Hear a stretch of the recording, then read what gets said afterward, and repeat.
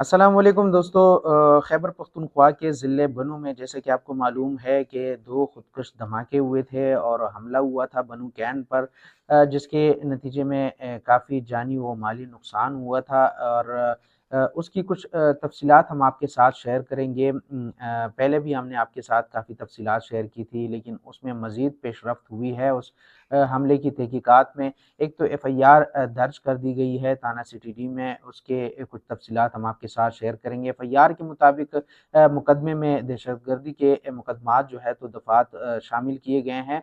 14 बुरकापोश दहशतगर्दों ने जो है तो भारी असला के साथ हमला किया था।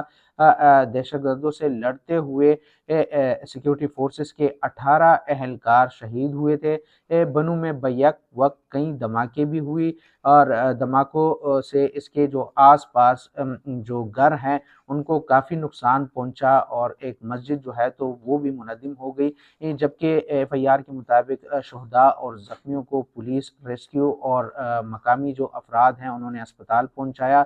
दहशतगर्दों के हमले से 6 गाड़ियां मुकम्मल तबाह हो गई, जल गई, जबकि मुतअद्दिद फायरिंग से ख़राब भी हुई हैं।